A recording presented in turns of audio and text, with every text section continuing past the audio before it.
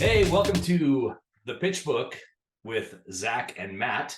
I'm one of your hosts, Matt. Welcome, Zac, as well. How are you doing, Zac? Hey, Matt. Doing good, buddy.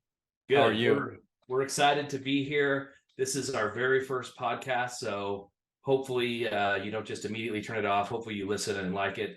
The in a nutshell, what Pitch Book is Zac and I talking about a book that we've read. And kind of saying, hey, here's what the book's about. Typically, we may or may not have read the book. Maybe the audience has read the book, maybe they haven't.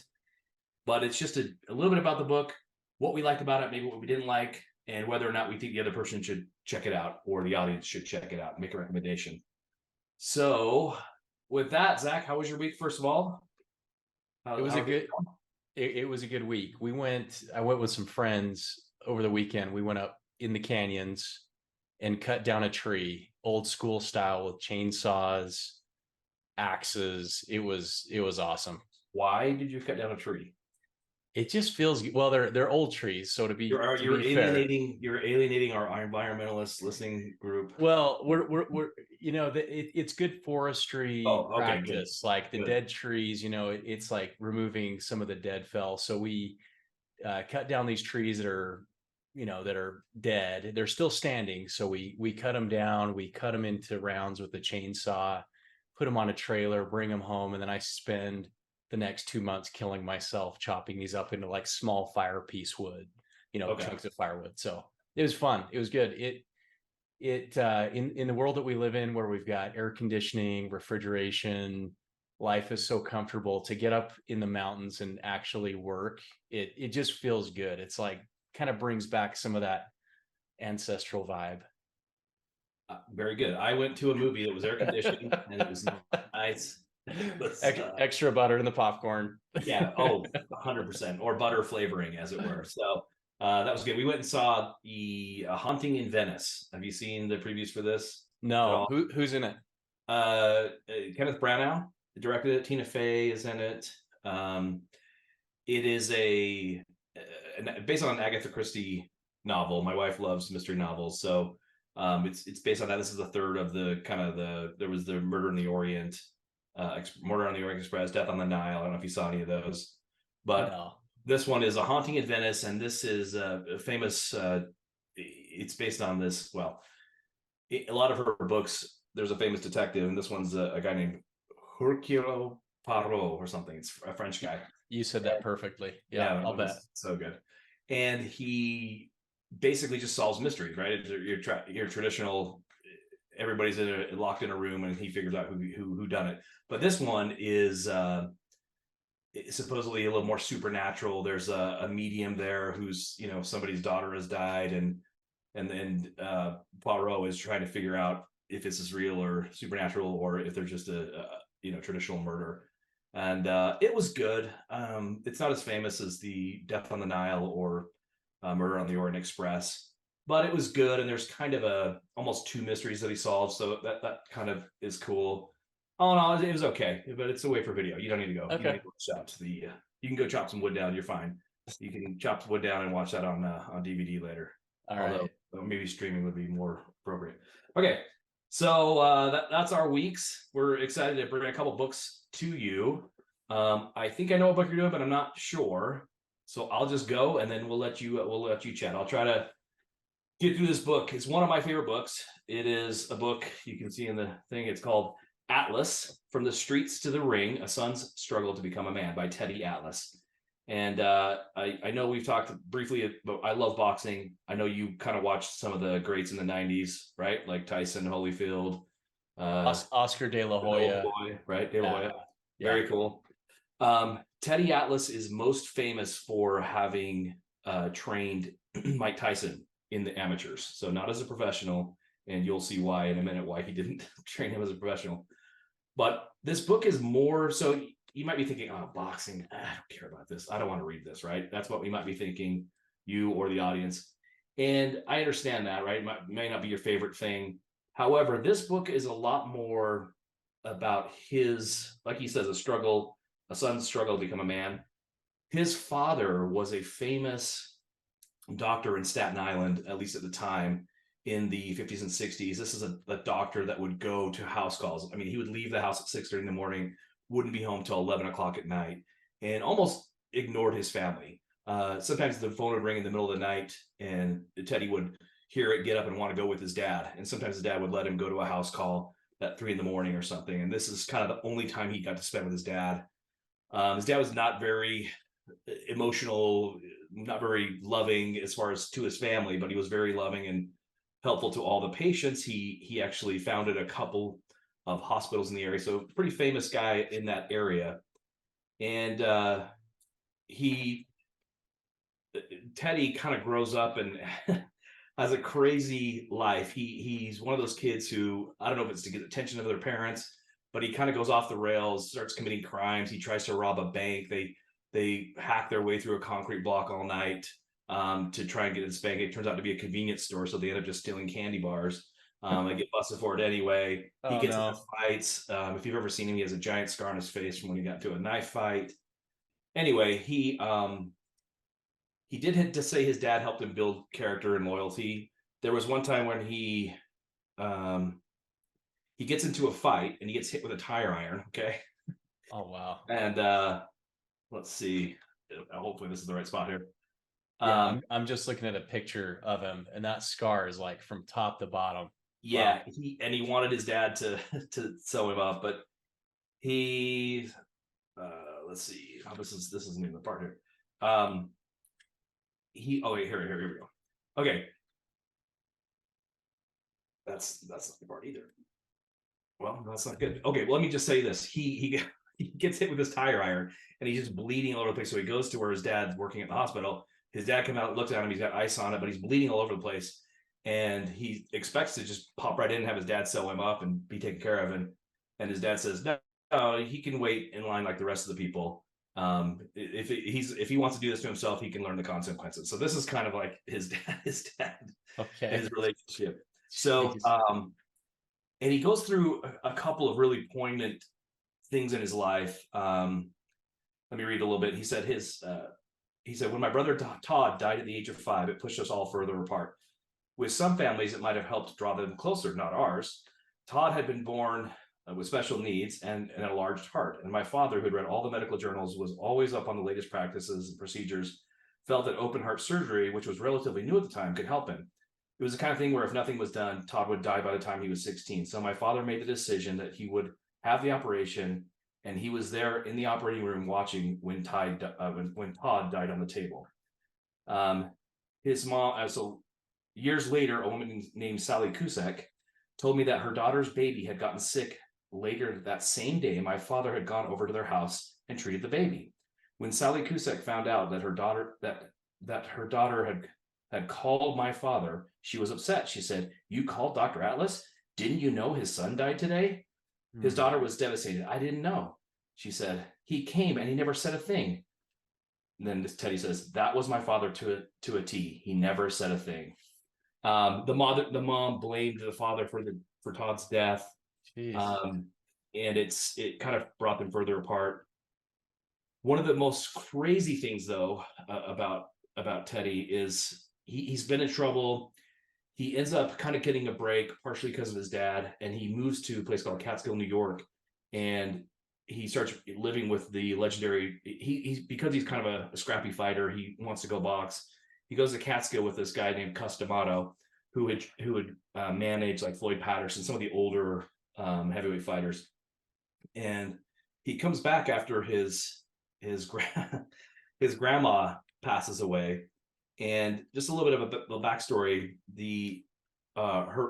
his other brother Tommy had stolen a car and went to prison when he was 16.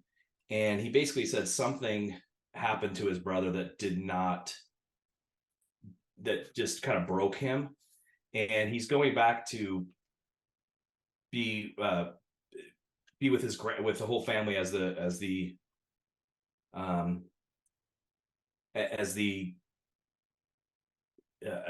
sorry, let me back up just a little bit. He goes back. Everyone in the family comes back from Catskill down to Staten Island to be with the family, and he comes to find out that because Dr. Atlas had first found his mother dead. He thought it was a hemorrhage from her head because there was a little blood by her ear.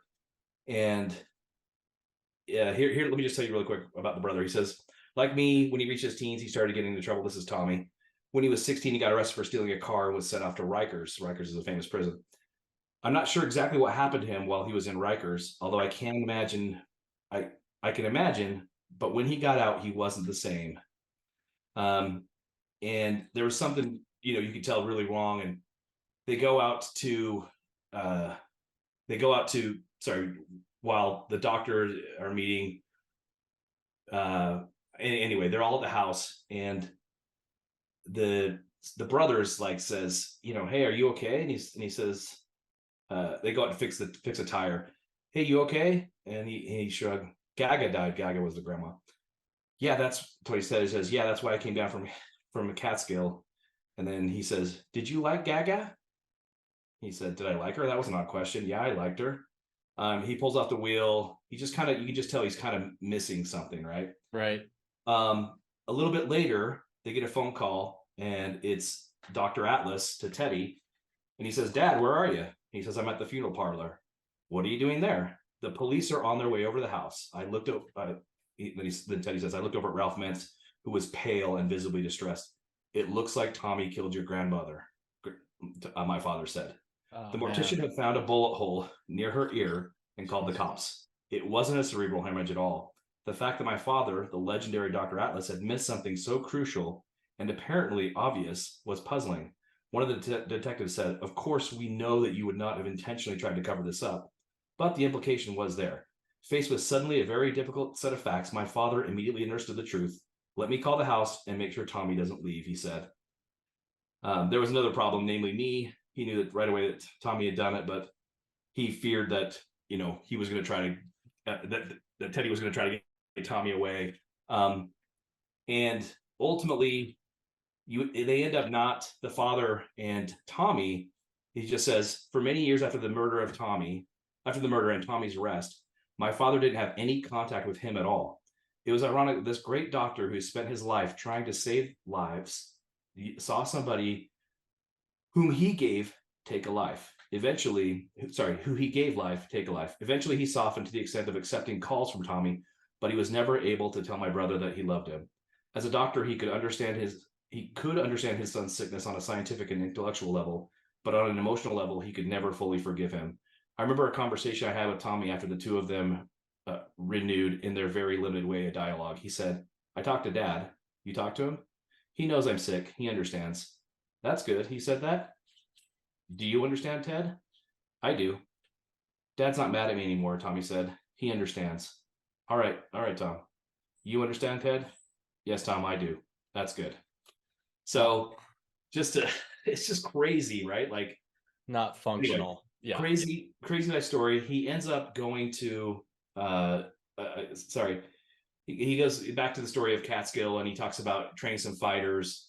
He hears about somebody who, so this isn't even one of the fighters, but a fighter's brother gets into a car accident, goes off a cliff in this small town of Catskill. He hears about it, and it just blows his mind. He's like, he's just sad, even though he doesn't know the guy.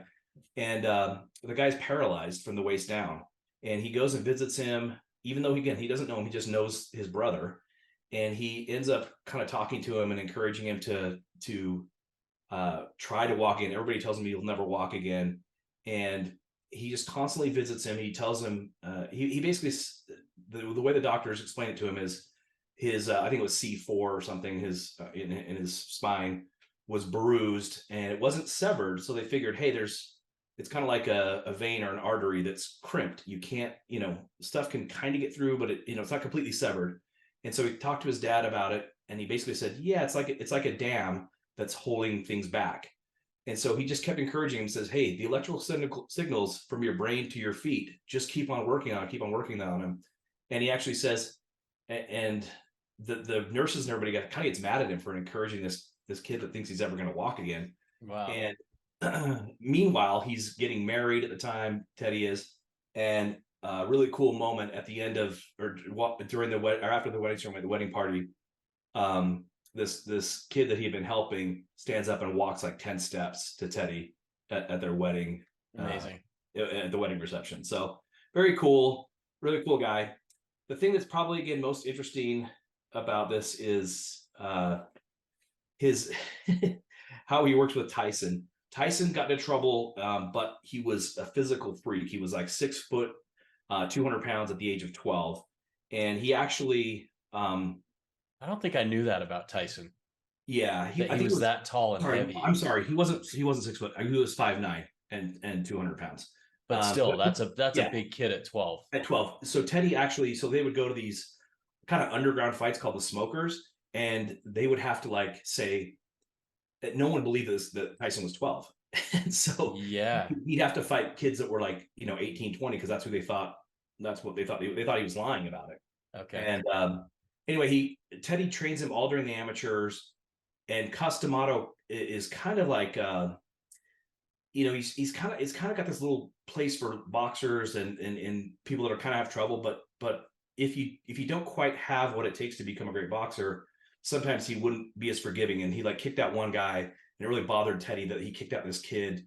But with Tyson could kind of get away with things, right? That other people couldn't, because of his potential.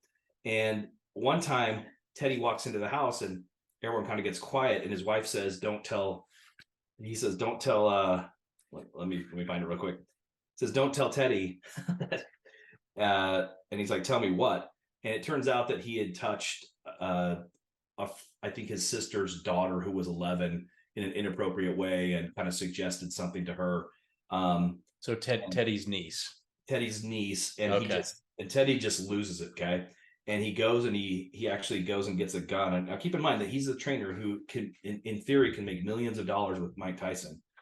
And he goes and he borrows a gun from a friend. He says, "Don't worry, friend, this gun's not going to come back to you." And pretty crazy.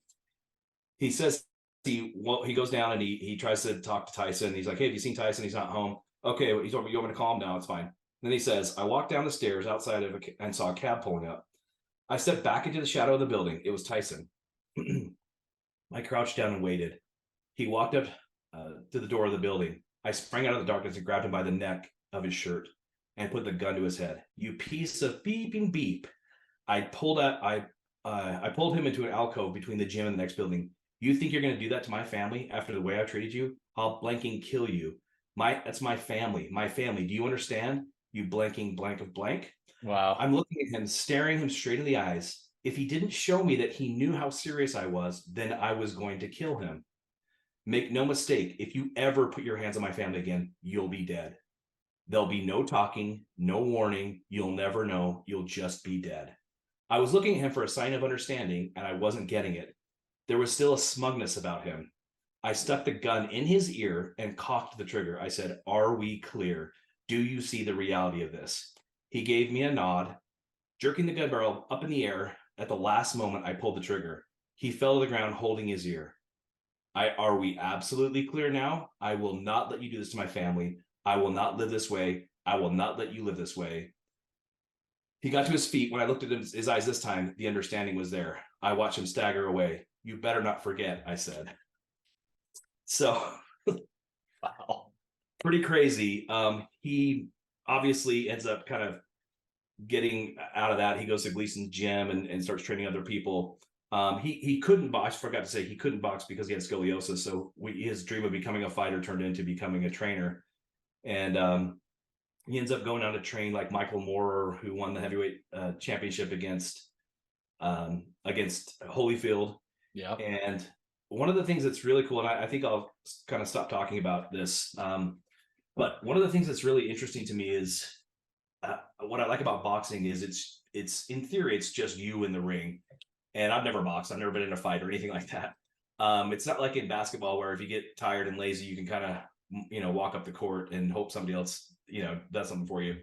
But he talks a lot about the fear that fighters have and how he has to have them confront the fear. He talks a lot about that with Michael Moorer. And he actually, during the fight with Holyfield, he gets knocked down.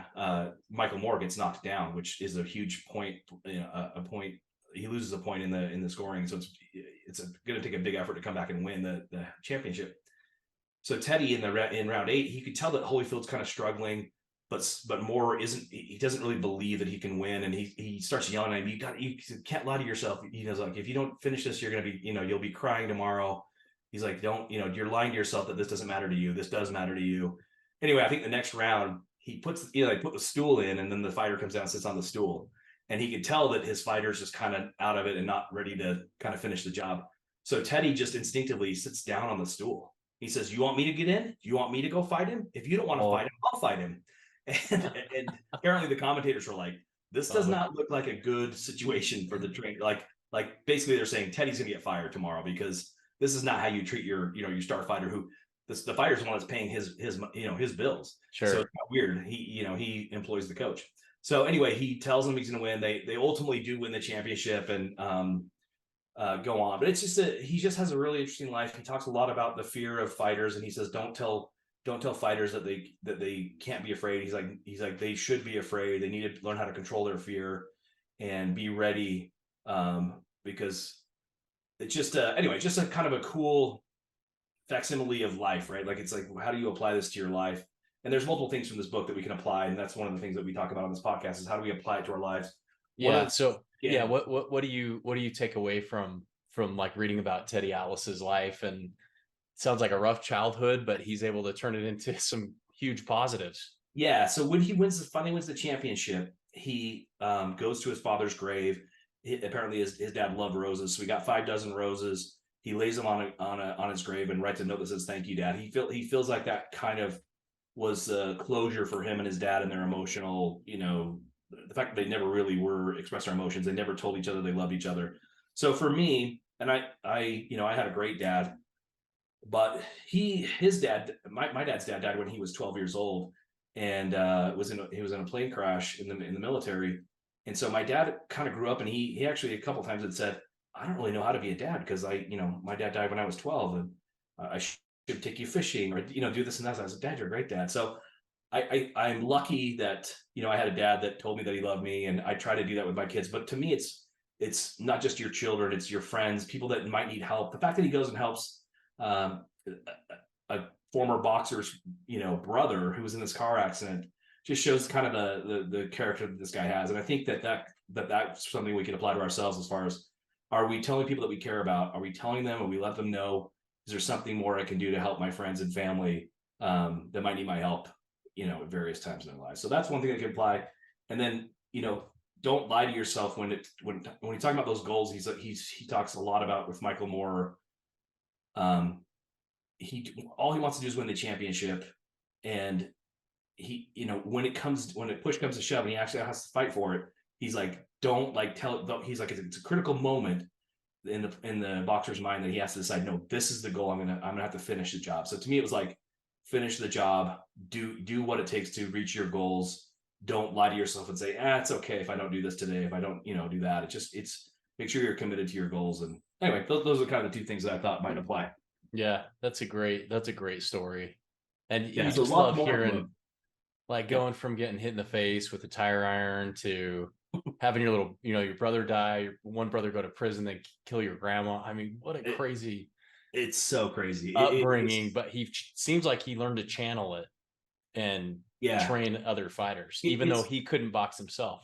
Yeah, boxing is known as I've said this before, the poor man's sport. And it's kind of like football. Like you talk about it, like these are opportunities for people to get themselves in better situations. And there's boxers from all over the world that have have tough upbringings.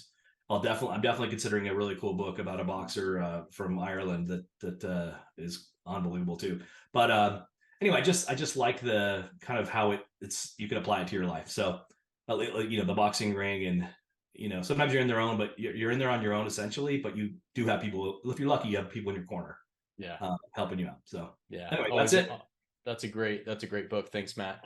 Yeah. Okay. All right. What do you got for us? The book that I'm gonna pitch today, I don't know if you can see that. It's called Thinking Fast and Slow by Daniel Kahneman. This was a book. So if you read any books about the brain, about AI, how humans make decisions, you'll often hear this name Daniel Kahneman come up again and again and again.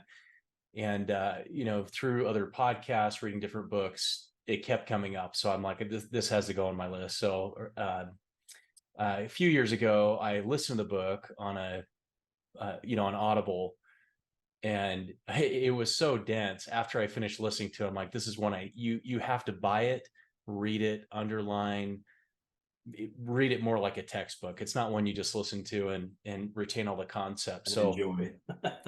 yeah, Yeah, so yeah, gotcha. it's not brain candy. Like you just read through it, and an easy read. It's one that you really have to kind of study. And did I get that? Did I really understand what he was just kind of putting forward? Um, so Daniel Kahneman, he won a Nobel Peace Prize in 2002. He and his economist colleague Amos Tversky, they worked together as economists. They would just do all kinds of experiments to study human behavior. So this book really distills down the results of a lot of those studies that they did. And the premise of the book, there's kind of two characters of the story, and he calls them System One and System Two. So as you think about making decisions, oftentimes our brain is operating in these two modes. And I like the way that he broke it down in a very simple form. So when I'm thinking through a decision, I can easily distill it down. Am I using System One or System Two? So the two What's characters. the difference? What's the difference between system 1 and 2? Yeah, so the first system is the automatic, quick, effortless responses to something. So a couple examples would be if you're looking at something, you're trying to detect if one object is more distant than another. That would be system one. Very easy and effortless to see if a car is closer than another car if you're driving. Or orienting to the source of a sudden sound. You hear a quick bang and you automatically turn to the sound. Answering the 2 + 2. If you and I are walking down the street and I say what's 2 + 2, you could continue to walk and you'd say 4, no problem. But if I said what's 469 times 37, immediately you have to stop. You can't just quickly answer the question. So system one is effortless. Reading large words on a billboard, very easy to do.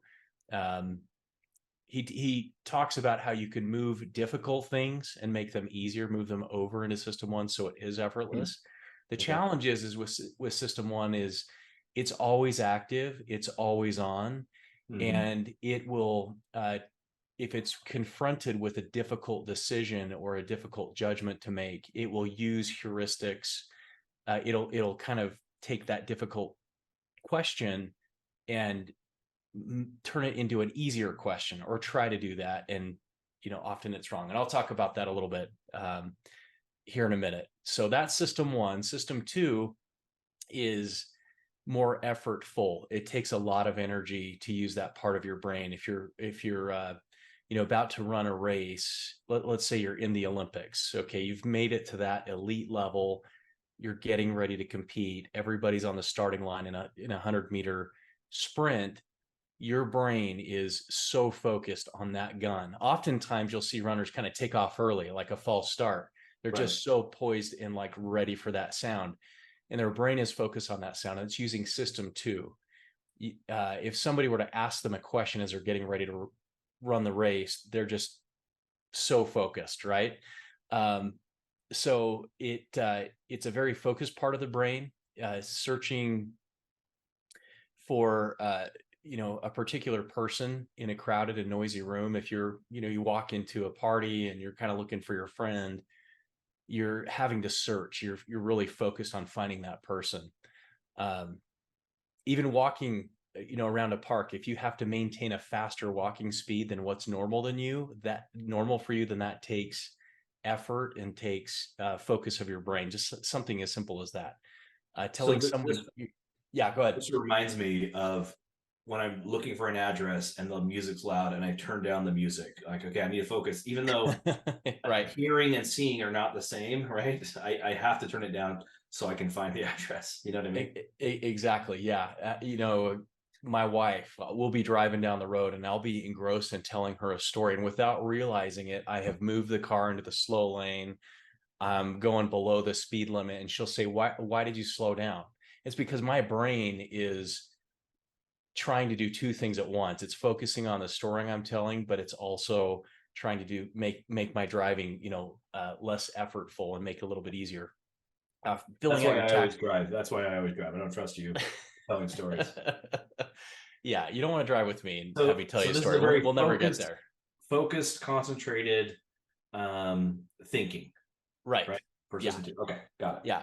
Okay, so now let's apply it. Let's take some of those principles. And I love the book because as he goes through and shares these different elements of system 1 and system 2, he's giving examples. So these are some of the experiments that they did.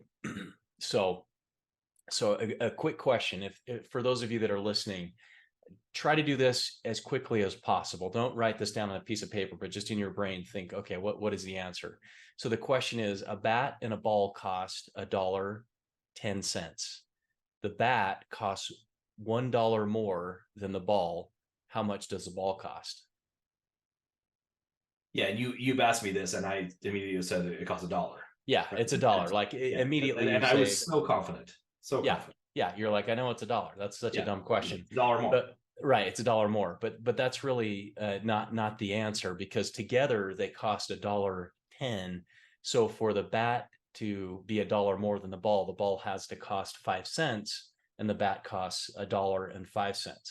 So if you were to use the logical side of your brain, if you had time to really think about it, write it on a piece of paper, do the math and add it up, you'd be like, oh yeah, it's 5 cents, not $1.05. But it's amazing how quickly your brain just jumps to an answer. It goes 1 minus 10 cents, $1 more than 10 cents, it's $1, right? So that's a great question. Another experiment they did, so these two economists, Daniel and Amos, they were from Israel. They studied 8 parole judges in Israel. And these parole judges, obviously, they have a very important job. They have someone coming up for parole who wants to get out of jail and go kind of live their lives a little bit. And they monitored these judges. And what they did is they looked at how lenient the judges would get, or how less lenient they became as they got closer to lunchtime. So as they got hungrier, the judges were less lenient. They were kind of irritable, just wanted to go eat. And their default position was to not let somebody out on parole. So their system 1 said, hey, if you're not sure, just don't let this person out of jail. Like, that's the safe answer, right? Gotcha. So as the judges got closer to lunch, got more irritable, they have case after case after case, they found that their percentage of letting people out on parole was diminishing towards 0. After lunch, when they'd come back, that percentage jumped back up, where they became more lenient, started issuing more people on parole. So I guess the lesson there is, if you're in jail, try to get your parole meeting. Like a parole officer. Or just like right after lunch. That's when you want to schedule your parole meeting. Got it. But the brain was getting tired and falls into these default heuristic positions where it's like, I'm just going to go with what I know, even if it's not right. Do they blame hunger, or is it more just fatigue of thinking? In other words, when you use this, it sounds more fatiguing. Yeah, kind of both. So, they're getting hungry, and so their brain is getting more and more focused on eating, calories, like I want to go eat. Right. And their brain, system 1, goes to a default position. Right. Even if it's not right, it's like, I'm not going to spend the time really thinking about this situation or this particular person in jail. I want to go eat. And the safe answer here is to not let them out on parole. Got it. Okay. So even judges, even the brightest people, fall into people like traps. You and me can be affected by this. I mean, every day. Like, after you read this book, you will think, I am so dumb. My entire life is operating on system 1. I really need to. I thought I read books to be smarter, but this one I read to be dumber. So this is definitely worth checking out. Yeah, it's definitely humbling. One of the other things, and there are several, so I highly recommend reading the book because he gives so many good examples.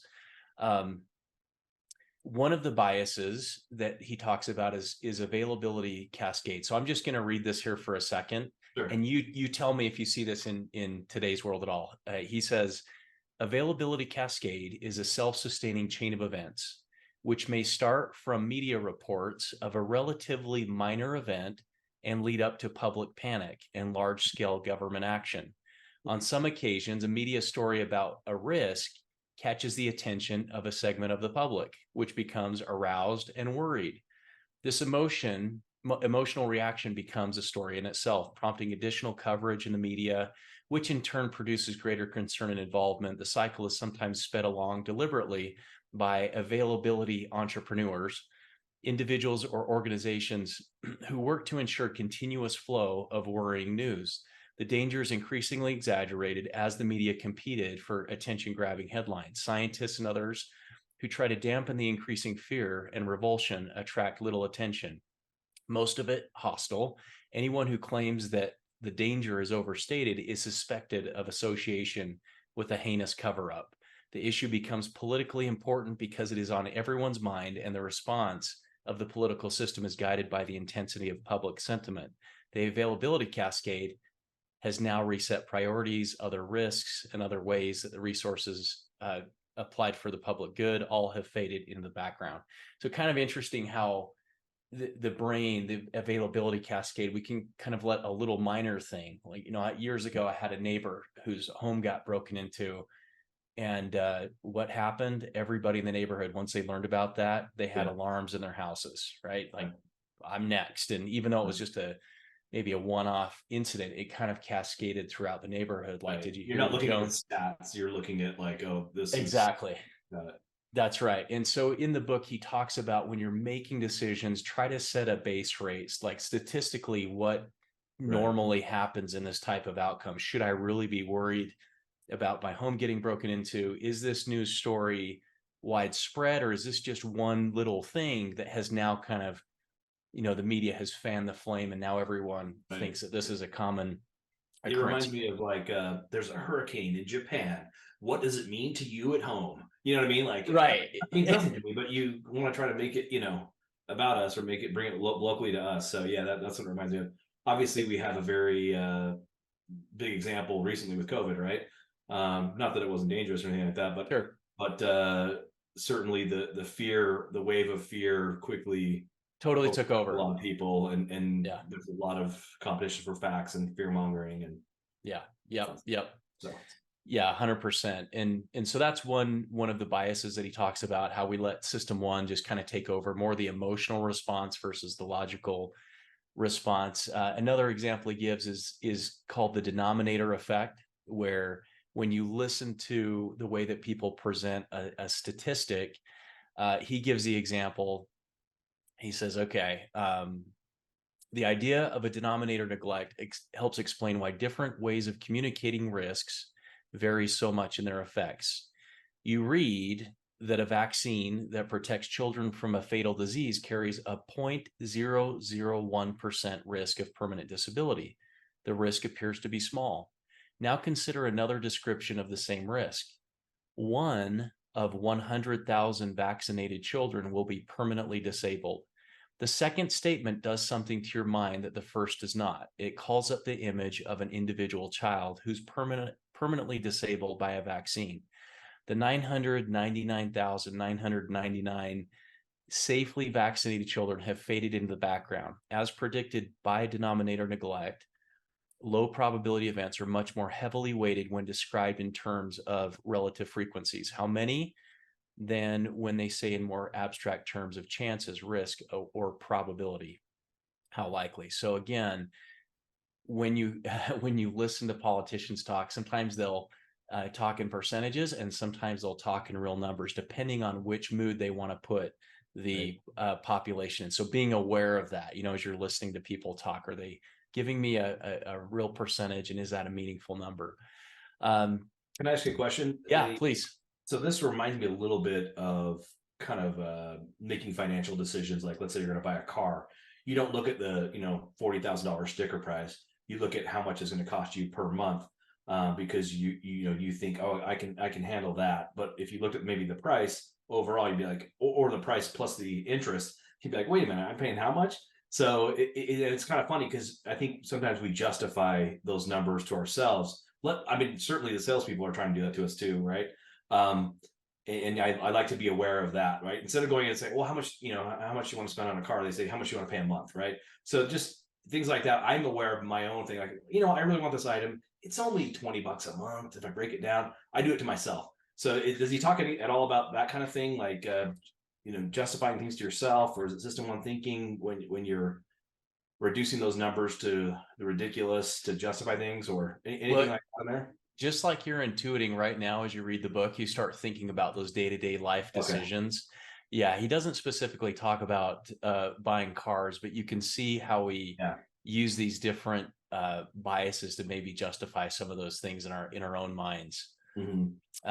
Just a few more a few more biases, and then I'll kind of wrap up with the big one that they were known for. So one is confirmation bias. We're more likely to believe information that confirms our preconceptions Yep. and to disregard information that disputes them. If you believe a certain politician is corrupt, you're more likely to notice and remember instances that support this view and ignore those that oppose it.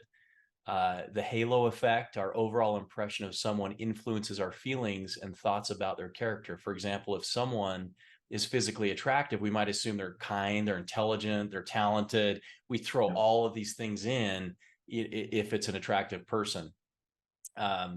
The endowment effect, we tend to overvalue things simply because we own them. For instance, if you own a mug, I notice you're like sipping on something there. Yeah. You might believe it's worth $10, but if you were a buyer, you'd only be willing to pay $5. So Right. people generally like overvalue what they own because they own it. Yes. And you know, as you mentioned, yeah, in the finance world, you see this all the time where people think I own it, so it's worth more. Like if you're selling your house, of course it's worth more than any, you know, any of your neighbors' homes, right? Right. So the big theory that they came up with, or that they kind of developed, is called prospect theory. And what they found, they started out This by is what having, they won the Nobel Peace Prize for. Is that right? that's right, yeah. Okay. This is where the economics piece comes in. So through their studies, I mean, they uncovered all of these different biases that people have, but prospect theory is probably the one that they're known most for. And what they would do is they flipped a coin. They said, okay, flip a coin. Everyone's going to say, you know, what are my odds? It's heads. What are my odds that it's tails? 50-50. All right. Well, if I said I'm going to flip a coin, and heads, you win $100, tails, you lose $100. Most people, even though statistically the odds were the same of heads and tails, they would not take the bet because they were more fearful of losing $100 than they were of gaining $100. So they kept kind of testing this out on people, and they came up with this ratio that people were felt 2 times more pain when they would lose something than they felt with the gain, if that makes sense. So it was about a 2-to-1 ratio of pleasure versus pain. And there were all kinds of outcomes from this. It makes sense when, you know, when people are investing, they're fearful of losing money, but they're fine when when they're making money, right? And so prospect theory is really grounds for human behavior and investing, and is so important to be aware of, that bias just naturally exists in humans to avoid risk, even if the odds are in your favor. So one of the examples that you can kind of take away in this prospect theory is, if there's a 50% chance of gaining $1,500, then that part of the equation is $750. Or a chance of losing $1,000, 50% chance of losing 1,000, then that potential loss is $500, right? You take the probability times the outcome, and when you add those two together, the expected value is $250. But many people won't take that bet, that $1,500 of gain versus $1,000 of loss, even when the odds are still stacked in their favor. Gotcha. So super interesting. So are they saying use system 2 thinking to overcome these kind of natural biases, like really maybe think things out from a risk perspective? I read Freakonomics many moons ago. Oh yeah, it reminds me a little bit of that, where I love these economists where there's no emotion whatsoever in any decision making by them. But it is definitely interesting, and what I like about it is at least you're being self-aware. Okay, this risk, let me really think about this. And is the risk worth it, or is the risk bigger than I think it, am I making it bigger than it is? So I like the fact that you're just being self-aware. Well, I think there's kind of two takeaways. One is personally for yourself. Am I using system one? Is this now if a bear is chasing you in the woods, you're cutting down a tree and a bear starts running after you, Yes. system one is going to rule and reign. You're not going to stop and think, well, I wonder Right. if can I run faster than this bear? Can I climb this tree? No, Right. you're just going to run. But most decisions in life require system two thinking, but some system one is okay. But system one is always active, it's always on. And Right. because it's effortless, it doesn't require a big calorie burn to use it. Right. It's just there, and it's going to always offer an answer, even when most times system one is wrong. So on one end, you can use this book and read it and think this is going to help me make better, higher quality decisions in my life. Uh, on the other side, recognizing that other people are using system one and system two in their own lives. So when you interact with people, very simple things like putting a letter in clear font. There's nothing worse than getting an email from someone and they're using that curly Yeah. cursive, and you're like, this is taking too long to read, right? You just Right. hit delete. One other thing that he talked about is when you're in a good mood, that is more likely to activate system one. You're a little bit more carefree. Hmm. Things like music will put you in a good mood. So just be aware of, not that we shouldn't ever be in a good mood, but it makes us less skeptical and more likely to like shake hands with the car salesman and be like, yeah, that sounds good. It's a Right. terrible Right. deal for me, but I'm kind of happy. So just being Right. aware of these different biases that we have, being aware of Well, system one and system two. It's and great, maybe great read. with colleagues, or I remember delegating, and I think you've talked about this before, right? Like, is this person really paying attention to what I need them to do? Are they in system one or system two? Do I need to say, hey, take a break, tell me when you're ready, and let's talk about this in more depth or something? That's right, because it just kind of compounds. If someone's busy and you're about to add a huge task to them, and Right. then you get disappointed when a week later it's not done. Well, the time that you gave it to them, it just bounced off like they were. Sure. So when system two is engaged, it's not receiving any other information. It's just laser Mhm. focused on the task that it's working on, like that math problem. Yeah, so being aware of that with your colleagues or family members, being a little patient with them, and maybe wait until they're in a good mood. So what are you going to actually apply? What I know you've talked a lot about, you do think about this. What have you applied, or what are you going to apply from this system one system? Yeah. Yeah. So at work, I think that's a good example when I'm working with my colleagues, not piling things on them when they're already under duress or they're busy or they have a tight deadline. Right.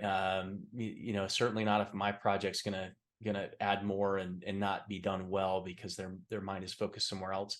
I think on the family front, raising young kids, just being a little bit more patient. Like it's easy to respond with system one, and most often with our family, we're less patient. We're more likely just to respond however we want to Right. respond. But if we Right. just kind of pause and say, in the grand scheme of things, does it really matter that this child did this or made this mistake or didn't make their bed? I'm going to be a little bit more patient and a little bit more thoughtful about how I respond to things.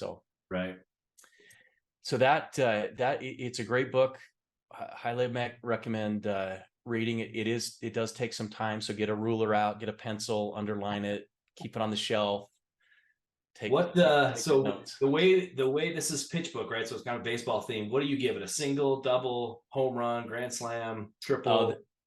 this one. I mean, I hate to ever give anything just a home run, but I would say of all of the books that I've read over the last few years, this is probably in the top 10. So I think I'd have to give it a home run. It Okay. is, it's frequently cited.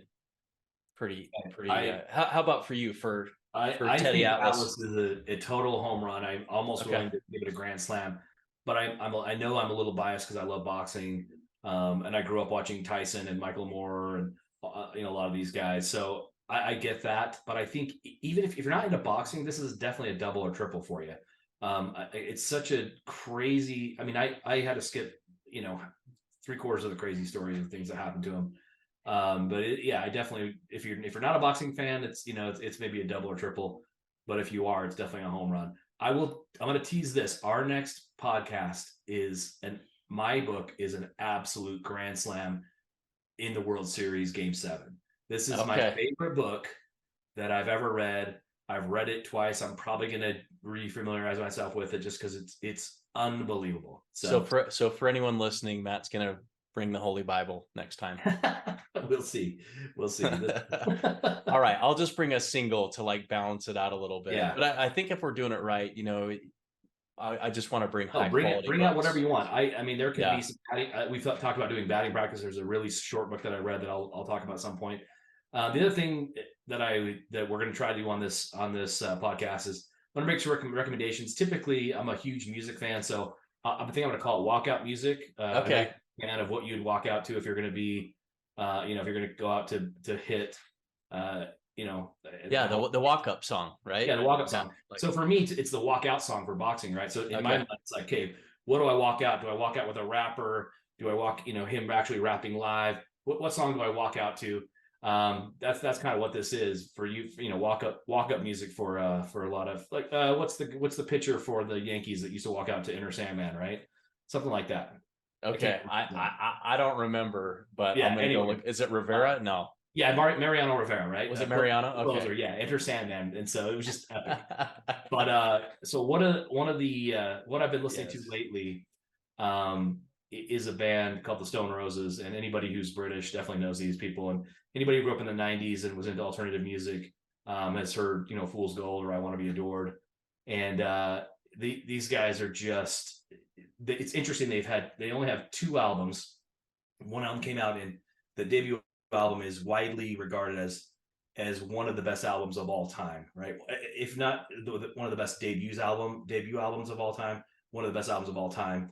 And it's just an unbelievable album. Their second album, and there is a book on this that we'll get into at some point. Their second album is called Second Coming. It came like 5 years later. And it's a lot different. The first album is a little more 60s sounding. And the second album was a lot more rock and roll, blues guitar, stuff like that.